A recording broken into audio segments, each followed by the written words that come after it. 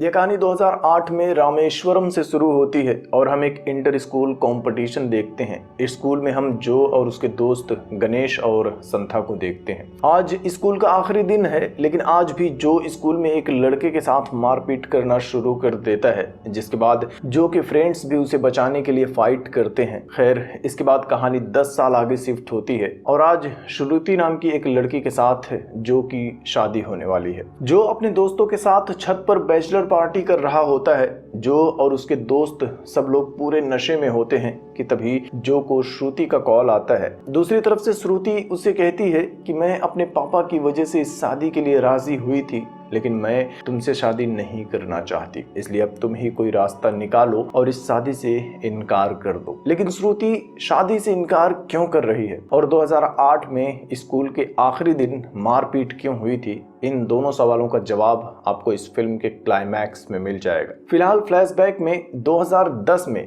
जो के कॉलेज की प्रेम कहानी देख लेते हैं। कोयम्बतूर के कॉलेज में जो का आज पहला दिन होता है। जो अपने दोस्तों के साथ कॉलेज में एंटर करता है। वो अपनी क्लासरूम में जा रहा होता है कि तभी क्लासरूम के बाहर जो एक लड़की को देखता है, वो रो रही होती है और जो बस उसे देखता ही रह जाता है। जो के फ्रेंड्स उस लड़की के बारे में पता लगाते हैं और फिर जो को बताते हैं कि वो लड़की मलयाली है और क्लास में कोई और मलयाली लड़की नहीं है, इसलिए रो रही है। दूसरे दिन सारे स्टूडेंट्स कंप्यूटर लैब में होते हैं। वो सब अपना अपना बायोडेटा टाइप करते हैं, लेकिन सबके जाने के बाद जो उस लड़की के डेस्क पर जाता है और तब जो को पता चलता है कि उस लड़की का नाम है सुचित्रा नायर। लेकिन जो उसके बायोडेटा में उसका नाम बदल कर सुचित्रा जो लिख देता है। बाद में क्लासरूम में सुचित्रा उसे अपने पास भी बुलाकर डांटती है, लेकिन फिर भी जो बहुत खुश होता है। वो अपने दोस्तों से कहता है कि कम से कम सुचित्रा को पता तो चल गया कि मैं उसे पसंद करता हूँ। तीसरे दिन क्लासरूम में जो के सभी दोस्त हैरान हो जाते हैं क्योंकि आज दोनों ने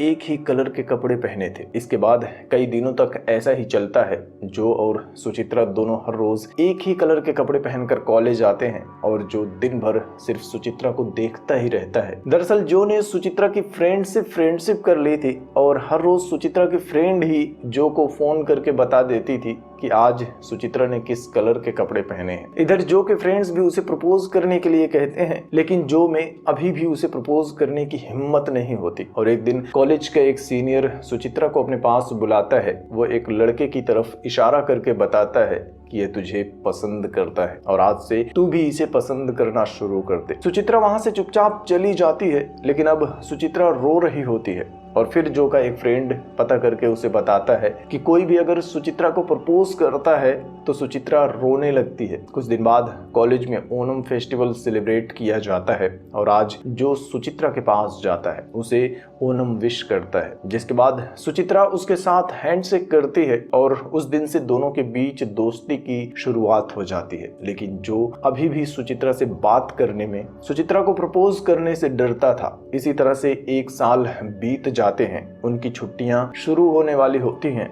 और आखिरकार अपने दोस्तों के बहुत जिद करने पर एक दिन जो क्लासरूम में ही सुचित्रा को प्रपोज कर देता है। लेकिन वो सुचित्रा का जवाब सुने बिना ही डर के मारे वहां से भाग जाता है। बाद में जब जो और उसके दोस्त क्लासरूम में वापस आते हैं तब सुचित्रा रो रही होती है। यह देखकर जो अपने दोस्तों से बहुत गुस्सा होता है कि तुम लोगों ने ही जबरदस्ती करके मुझसे प्रपोज करवाया है। वो रो रही है, मतलब उसकी तरफ से ना है। कुछ दिनों बाद उनकी छुट्टियां शुरू हो जाती हैं। सब लोग बस स्टॉप पर होते हैं। वो सब अपने अपने घर वापस जाने वाले होते हैं, लेकिन आज भी जो सुचित्रा से बात करने में डर रहा होता है। सुचित्रा बस में बैठकर जाने लगती है, तभी वो सीनियर लड़का आकर बस में सुचित्रा के पास उसकी ही सीट पर बैठ जाता है। सुचित्रा अनकंफर्टेबल फील करती है। वो बस जो को बिना अपनी पलकें झपकाए देखती रहती है और आखिरकार बिना सुचित्रा के कुछ बोले जो उसके मन की बात समझ जाता है। वो अपने दोस्तों के साथ बस में चढ़ जाता है और उस लड़के को धमका कर वहां से उठा देता है और खुद सुचित्रा के पास जाकर बैठ जाता है। सुचित्रा भी उसके कंधे पर अपना सर रख देती है और इस तरह से जो और सुचित्रा की प्रेम कहानी की शुरुआत हो जाती है। अगले सेमेस्टर से दोनों एक साथ घूमना शुरू कर देते हैं और एक दिन दोनों बस में जा रहे होते हैं। वो दोनों चुपके से बस में ही एक दूसरे को किस कर लेते हैं। हॉस्टल वापस आने के बाद जो अपने दोस्तों के साथ ड्रिंक्स कर रहा होता है और पीते हुए मस्ती में जो अपने फ्रेंड्स को बता देता है कि आज हमने बस में किस किया है। जिसके बाद जो का एक फ्रेंड अपनी गर्लफ्रेंड को बता देता है कि जो और सुचित्रा ने बस में किस किया है और तुरंत ये बात पूरे गर्ल्स हॉस्टल में फैल जाती है। सुचित्रा को जब यह बात पता चलती है तो पहले तो वो जो पर बहुत गुस्सा होती है, फिर दोनों एक दूसरे से सॉरी बोलकर मामले को खत्म कर देते हैं और फिर से एक साथ हो जाते हैं। कुछ दिन बाद वो दोनों एक मंदिर में जाते हैं। मंदिर के बाहर एक पेड़ पर मन्नत मांगने वालों ने कई सारे मंगल सूत्र बांधे थे। सुचित्रा जो को मंगल सूत्र दिखाकर शादी करने के लिए कहती है। जो तुरंत एक मंगल सूत्र लेकर आता है और सुचित्रा को बांधने लगता है, लेकिन अचानक से सुचित्रा डर जाती है। उसका डर देखकर जो अपने हाथ वापस खींच लेता है और फिर हंसते हुए सुचित्रा से कहता है कि तुमने ही तो मंगलसूत्र लाने को बोला था और अब तुम ही डर रही हो। वो मंगलसूत्र वापस पेड़ में ही बांधने लगता है। तभी सुचित्रा कहती है कि आज नहीं तो कल हम शादी करने वाले ही हैं, मुझे पूरा यकीन है, इसलिए तुम मुझे अभी बांध दो, मैं इस मोमेंट को मिस नहीं करना चाहती। और जो तुरंत पेड़ से एक काला धागा लेकर सुचित्रा के गले में बांध देता है और उससे कहता है कि आज के बाद मैं तुम्हें अपनी पत्नी मानता हूँ। खैर, उनकी प्रेम कहानी के बीच उनके कॉलेज का आखिरी दिन भी आ जाता है और आज रोते हुए दोनों एक दूसरे के गले लग जाते हैं। सुचित्रा जो से अलग ही नहीं होना चाहती। वो जो से कहती है कि तुम मुझे भी अपने साथ ले चलो, लेकिन जो सुचित्रा से कहता है कि तुम्हारे घर वाले तुम्हें आगे भी पढ़ाना चाहते हैं, तुम अपने आगे की पढ़ाई कंटिन्यू करो, सिर्फ 2 साल तक मेरा इंतजार करना, 2 साल में आकर मैं तुम्हें अपने साथ ले जाऊंगा, कुछ भी हो जाए मैं हमेशा तुम्हारे साथ रहूंगा। कॉलेज खत्म होने के साथ वो दोनों आंखों में आंसू लेकर एक दूसरे से दूर हो जाते हैं। पिछले 4 साल से कॉलेज में रहते हुए दोनों अनकंडीशनली एक दूसरे से प्यार करते थे, लेकिन अब दोनों एक दूसरे से दूर रहते हुए सिर्फ फोन पर बातें करते हैं। लेकिन एक दूसरे से दूर रहकर भी एक दूसरे से प्यार करना उनके लिए आसान नहीं होता। वो दोनों एक दूसरे को मिस भी करते हैं, लेकिन फोन पर बहुत लड़ते हैं। जैसे कि अगर सुचित्रा के फोन करने पर जो कॉल रिसीव नहीं करता तो सुचित्रा गुस्सा हो जाती है, उसी तरह से जो के कॉल करने पर अगर सुचित्रा रिसीव नहीं करती तब जो गुस्सा हो जाता है। 2 साल बाद दोनों एक दूसरे से मिलने के लिए एक रेलवे स्टेशन पर आते हैं। आज मिलने से पहले दोनों ने एक दूसरे के साथ बहुत झगड़ा किया था, लेकिन दोनों एक दूसरे को देखकर एक पल के लिए अपनी सारी लड़ाई भूल जाते हैं और गले लग जाते हैं। लेकिन एक दूसरे से बात करते हुए उनके बीच फिर से झगड़ा शुरू हो जाता है और आखिरकार जो सुचित्रा से कहता है कि अब हमें मैच्योर जैसा बिहेव करना चाहिए। वो कहता है कि कुछ दिनों के लिए हम दोनों एक दूसरे से थोड़ा सा ब्रेक ले लेते हैं। ये सुनकर सुचित्रा गुस्सा हो जाती है और रोते हुए वहां से चली जाती है, लेकिन जो 10 दिन भी सुचित्रा से बात किए बिना नहीं रह पाता। इसी तरह से प्यार में एक दूसरे से लड़ते झगड़ते उनके 6 महीने और बीत जाते हैं और एक दिन सुचित्रा जो को कॉल करती है। वो जो को अपने घर अपने पापा से शादी की बात करने के लिए बुलाती है। वो जो से कहती है कि प्लीज अपने गुस्से को, अपने ईगो को भूल कर सिर्फ मेरे लिए, मेरे प्यार के लिए आना। अगले दिन जो सुचित्रा के घर जाता है, वो घर वालों से बात करने की कोशिश करता है, लेकिन जो कुछ बोले उसके पहले ही सुचित्रा का अंकल जो से कहता है कि हमें ये रिश्ता मंजूर नहीं है। जो उन्हें समझाने की कोशिश करता है, लेकिन अंकल उसे मारना शुरू कर देता है। आवाज सुनकर सुचित्रा भी कमरे से बाहर आती है, लेकिन उस टाइम माहौल कुछ और ही होता है। सुचित्रा के पापा जमीन पर पड़े होते हैं। सुचित्रा को लगता है कि जो ने ही उनके साथ मारपीट शुरू की होगी और ये सब देखकर सुचित्रा रोते हुए जो से कहती है कि मैंने तुमसे पहले ही कहा था कि अपना गुस्सा और अपना ईगो भूल कर सिर्फ मेरे लिए, मेरे प्यार के लिए आना, लेकिन तुम नहीं सुधरोगे। अपने पापा की कसम खाकर कहती हूँ कि अब हमारे बीच सब कुछ खत्म हो चुका है, तुम यहाँ से चले जाओ। जो उसे बताने की कोशिश करता है, लेकिन सुचित्रा उसकी कोई भी बात सुनने को तैयार ही नहीं होती। जो वापस अपने घर चला आता है। कुछ दिन बाद जो अपने दोस्तों के साथ सुचित्रा के गम में ड्रिंक्स कर रहा होता है कि तभी फेसबुक से उसे पता चलता है कि सुचित्रा कल ही किसी और लड़के के साथ शादी करने वाली है। नशे में ही जो अपने दोस्तों से कहता है कि मुझे आखिरी बार उसे देखना है, मुझे वहां ले चलो। जो के फ्रेंड्स उसे लेकर केरला सुचित्रा के घर के पास जाते हैं, लेकिन वहां पहुंचकर जो देखता है कि सुचित्रा के घर के बाहर लोगों की भीड़ लगी है और अंदर जाकर देखने से पता चलता है कि सुचित्रा अब इस दुनिया में नहीं रही। कल रात ही उसने हत्या कर ली है। सुचित्रा ने मरने से पहले अपने पापा के लिए एक लेटर भी लिखा था। उसने लिखा था कि पापा, मुझे आप पर यकीन था कि आप मेरे प्यार को एक्सेप्ट कर लेंगे, लेकिन आप लोगों ने नाटक किया। मुझे पता चल गया था कि उस दिन जो की कोई गलती नहीं थी,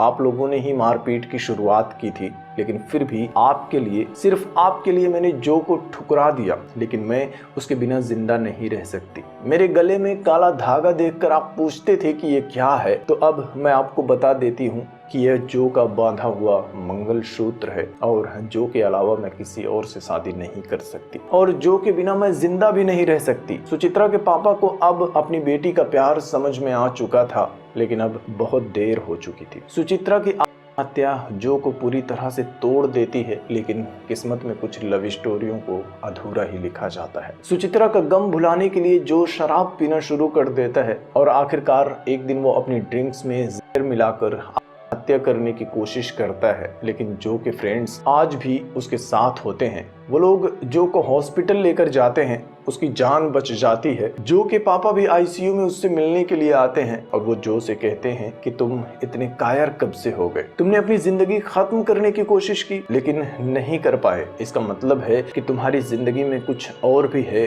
जो तुम्हारा इंतजार कर रहा है। जो अगले कई दिनों तक हॉस्पिटल में होता है, लेकिन जो की माँ उससे मिलने के लिए हॉस्पिटल नहीं आती। कई दिनों तक आईसीयू में रहने के बाद आखिरकार जो ठीक होकर अपने घर आ जाता है। घर पर उसकी माँ सिर्फ रो रही होती है। अपनी माँ को रोता हुआ देखकर जो को भी अपनी गलती का एहसास हो जाता है और इस इंसिडेंट के बाद जो की प्रायोरिटीज बदल जाती हैं और अब वो सुचित्रा को भूलने की कोशिश करता है। हर हाल में अपनी माँ को खुश रखना चाहता है। वो सुचित्रा की सारी गिफ्ट्स उसकी यादों के साथ एक बैग में पैक करता है और उसे अपने कमरे के एक कोने में रख देता है। कुछ दिन बीतने के बाद अपनी माँ के कहने पर जो शादी करने के लिए तैयार हो जाता है और उसकी माँ एक रिश्ता देखकर श्रुति से जो की शादी तय कर देती है। चेन्नई में उनकी शादी की तैयारियां भी शुरू हो जाती हैं, लेकिन जैसा कि मैंने पहले ही बताया था कि श्रुति शादी नहीं करना चाहती थी। वो जो को कॉल करके किसी भी तरह से शादी करने से मना करने के लिए कहती है, लेकिन जो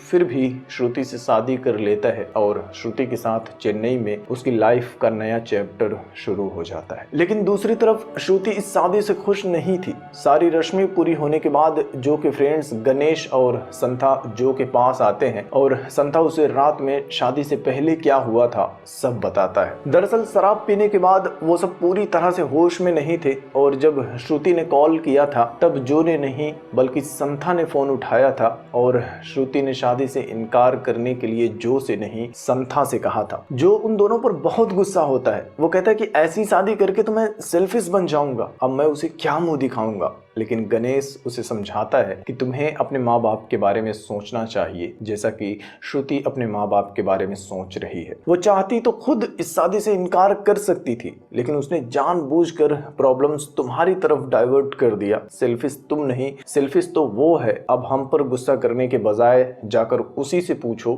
कि वो शादी क्यों करना चाहती थी। जो अपने कमरे में जाता है, लेकिन श्रुति उससे बहुत नाराज होती है और कमरे में आते ही श्रुति जो को डांटना शुरू कर देती है। वो कहती है कि तुम जानते थे कि मैं शादी नहीं करना चाहती, फिर भी तुमने बेशर्मों की तरह शादी कर ली। मैं जानती हूँ कि तुम कॉलेज में एक लड़की से प्यार करते थे, लेकिन मैं अमीर हूँ ये जानकर उससे ब्रेकअप कर लिया और मुझसे शादी कर ली। रात में क्या हुआ था जो उसे बताने की कोशिश करता है, लेकिन श्रुति जो को बोलने का मौका ही नहीं देती और फिर जो कमरे से बाहर आ जाता है। उस दिन के बाद से श्रुति की शादी को महीनों बीत जाते हैं, लेकिन उन दोनों के बीच कोई बात नहीं होती। दोनों अलग अलग कमरे में सोते हैं। श्रुति हर रोज अपने काम पर चली जाती है, लेकिन जो अभी बेरोजगार था तो दिन भर इधर उधर घूमता रहता है, शराब पीता है और एक दिन जो शराब पीकर बिना हेलमेट के फोन पर बात करते हुए बाइक चला रहा होता है, तब पुलिस वाले उसे पकड़ लेते हैं और उसे लेकर पुलिस स्टेशन चले जाते हैं और फिर जो के ससुर जी आकर उसे छुड़ाते हैं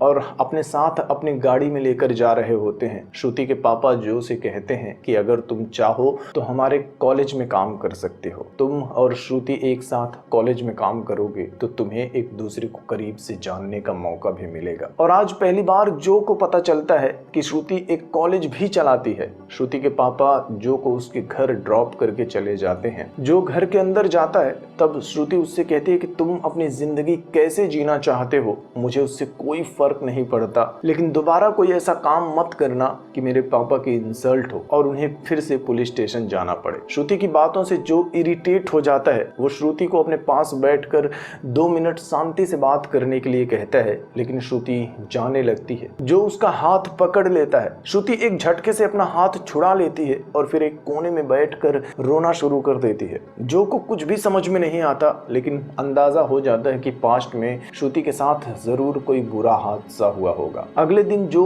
श्रुति की छोटी बहन रेनू से मिलने के लिए जाता है, जो उससे श्रुति के बारे में पूछता है कि आखिर पास्ट में उसके साथ हुआ क्या था, क्या उसका किसी के साथ चक्कर था, लेकिन रेनू कहती है कि ऐसा कुछ भी नहीं है, वो आपको एक्सेप्ट कर लेगी। मुझे लगता है कि आपको उसे थोड़ा और टाइम देना चाहिए। इसके बाद जो श्रुति के कॉलेज जाता है, कॉलेज का वॉचमैन जो को लेकर श्रुति के ऑफिस में जाता है। अपने ऑफिस में जो को देखकर श्रुति उसे बाहर जाने के लिए कहती है, लेकिन तभी श्रुति के पापा वहां आ जाते हैं और अपने पापा के फैसले की वजह से श्रुति एक बार फिर से मजबूर हो जाती है। वो जो को कॉलेज में रहने की परमिशन दे देती है। कॉलेज में जो को पता चलता है कि श्रुति अपने स्टाफ और स्टूडेंट्स के साथ बहुत स्ट्रिक्ट है। गर्ल्स और बॉयज के लंच टाइम अलग अलग हैं। कॉलेज के कैंपस में गर्ल्स और बॉयज का कैंपस में एक साथ घूमना अलाउड नहीं है। जो कॉलेज के स्टाफ से श्रुति के बारे में जानने की कोशिश करता है कि आखिर श्रुति का बिहेवियर ऐसा क्यों है, लेकिन कोई भी उसे श्रुति के बारे में खुलकर नहीं बताता। इसी तरह से कॉलेज में कई दिन बीत जाते हैं। श्रुति के अलावा कॉलेज में जो हर किसी के साथ दोस्ती कर लेता है और एक दिन सिक्योरिटी गार्ड का चीफ सिक्योरिटी गार्ड को मार रहा होता है। दरअसल गार्ड की वाइफ भी कॉलेज में क्लीनिंग का काम करती थी, लेकिन गार्ड की वाइफ उससे कोई भी बात नहीं करती थी, क्योंकि 20 साल पहले एक दिन जब गार्ड अपने बेटे को स्कूल ड्रॉप करने जा रहा था तब उसने शराब पी हुई थी। उनका एक्सीडेंट हो गया था जिसमें गार्ड के बेटे की मौत हो गई थी और उस दिन के बाद से आज तक गार्ड की वाइफ ने उससे बात नहीं की थी। आज उसके वाइफ की तबीयत खराब थी। गार्ड गेट छोड़कर बिना कुछ बोले उसकी हेल्प करने के लिए आया था, इसलिए गार्ड का चीफ उसे मार रहा था। जो और श्रुति के साथ कॉलेज का पूरा स्टाफ वहां आ जाता है। गार्ड की वाइफ उनके बीच में आकर उन्हें सब कुछ बताती है और आज 20 साल के बाद वो एक बार फिर से गार्ड से बात करना शुरू कर देती है। श्रुति उनसे कहती है कि अगर आप हमें अपनी प्रॉब्लम्स नहीं बताओगे तो हमें कैसे पता चलेगा। तब कॉलेज की एक मैडम श्रुति से कहती है कि अगर सामने वाला हमें बोलने का मौका ही न दे, हमें टॉर्चर करना शुरू कर दे, तो हम उसे अपनी प्रॉब्लम्स कैसे बता सकते हैं। मैडम की ये बात श्रुति और जो के रिश्ते से बहुत ज़्यादा रिलेट करती है, क्योंकि श्रुति ने भी जो को अपनी प्रॉब्लम्स बताने का मौका नहीं दिया था। यहाँ तक कि श्रुति की बहन रेनू ने उसे बता दिया था कि शादी की रात में जो ने नहीं बल्कि उसके दोस्त संथा ने फ़ोन पिक किया था। वो सब के सब नशे में थे और इसमें जो की कोई गलती नहीं थी। कुछ दिनों बाद जो को पता चलता है कि रेनू का कॉलेज में एक लड़के शक्ति के साथ अफेयर था। रेनू ने उसे अपनी एक फोटो भेजी थी, लेकिन अब ब्रेकअप के बाद शक्ति रेनू को ब्लैकमेल कर रहा होता है। ऑफिस में श्रुति शक्ति और उसकी माँ के साथ बात कर रही होती है कि तभी वहाँ जो भी आ जाता है और वो रेनू से कहता है कि जब एक लड़का तुमसे तुम्हारी ऐसी वैसी फोटोज मांगता है तो तुम्हें समझ जाना चाहिए कि ये लव नहीं लस्ट है। तुम ऐसे लड़के पर भरोसा करके अपनी फोटोज कैसे भेज सकती हो? ऐसे लड़के ही लड़कियों के अनकंडीशनल लव का फायदा उठाते हैं। शक्ति कहता है कि अगर ये मुझे अपना फायदा उठाने का मौका नहीं देती तो मैं कैसे उठाता। इसमें सिर्फ अकेले मेरी गलती नहीं है, मैंने फोटो मांगी, इसने भेज दी। खैर जो इस मामले को बहुत अच्छे से हैंडल करता है और यह सब कुछ देखकर श्रुति भी थोड़ा सा इम्प्रेस हो जाती है। और आज रात जब वो दोनों घर जाते हैं तब श्रुति जो के पास आती है और आज पहली बार अपनी तरफ से बात करने की कोशिश करती है। वो जो से सॉरी कहती है और उसे अपने बारे में सब कुछ बताती है कि मेरी जिंदगी में कोई और है जिससे मैं कम से कम एक बार मिलना चाहती हूँ। स्कूल टाइम से ही मैं उसे प्यार करती हूँ, लेकिन मैं नहीं जानती कि वो कौन था। श्रुति जो को अपने स्कूल की कहानी बताती है और ये रामेश्वरम का वही स्कूल होता है 2008 में जहाँ जो और श्रुति दोनों एक साथ पढ़ते थे। अब जो श्रुति को लेकर अपने घर आ जाता है, जो उस लड़के को ढूंढ निकालता है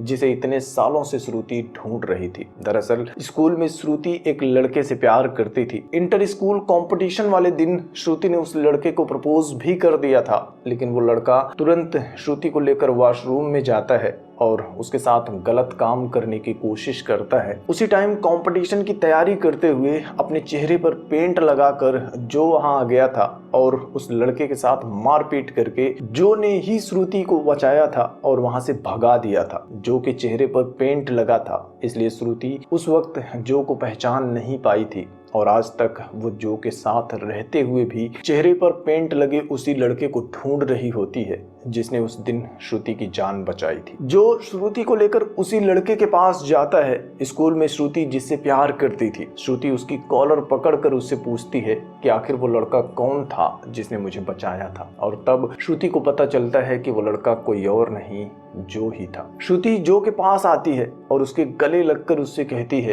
कि तुमने मुझे पहले क्यों नहीं बताया कि वो तुम ही थे। जो कहता है कि अगर मैं पहले ही तुम्हें ये बता देता तो शायद तुम्हें विश्वास नहीं होता। श्रुति को अब उसका प्यार मिल चुका था और जो भी सुचित्रा को भूलकर श्रुति को गले लगा लेता है और इस मैसेज के साथ ये फिल्म भी खत्म हो जाती है।